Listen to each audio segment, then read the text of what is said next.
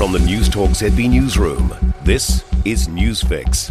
In this update, US President Donald Trump is touting United States strikes on Iranian nuclear sites as a spectacular success.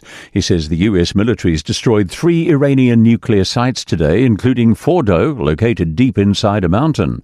Iran's previously warned the United States of dangerous consequences if it became involved in its conflict with Israel. In an address to the nation, President Trump warned Iran to make peace quickly or face further strikes. President Trump says the United States has gone a long way to erasing this threat to Israel. I want to thank and congratulate Prime Minister Bibi Netanyahu. We worked as a team like perhaps no team has ever worked before. The government's working to get New Zealanders out of Iran and Israel as the conflict escalates. Speaking from Whenuapai Air Base, Foreign Minister Winston Peters says government personnel and a Hercules aircraft are being deployed to stand by, ready to assist.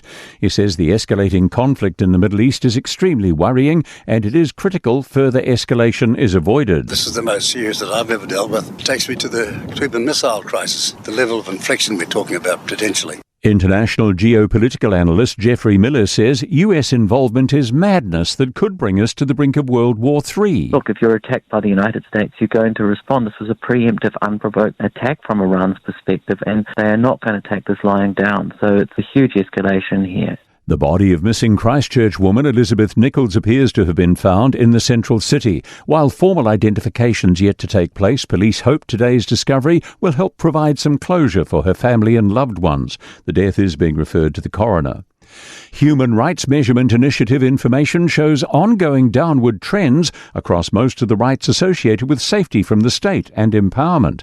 Amnesty International Aotearoa's Lisa Wood says there are many concerning parts of our justice system, notably use of force, ability to make a complaint, and access to health care. That's news. In sport, Scott Barrett's toasting a farewell to the Crusaders' so-called temporary stadium. Last night's final may have been their last game at Apollo Project Stadium, built after the February 2011 earthquake. The new Tikaha Stadium is due to open next April. Barrett says he felt more emotional than he expected, knowing that was the last final he'll play at the ground. The Mainland Tactics led the Stars 19-10 moments ago, early in the second quarter of their ANZ Netball Premiership game in Christchurch. Newcastle NRL playmaker Fletcher Sharp has been diagnosed with a lacerated kidney and is in hospital in Perth.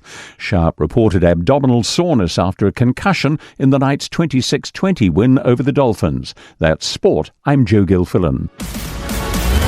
For more news, listen to Newstalk ZB live on iHeartRadio.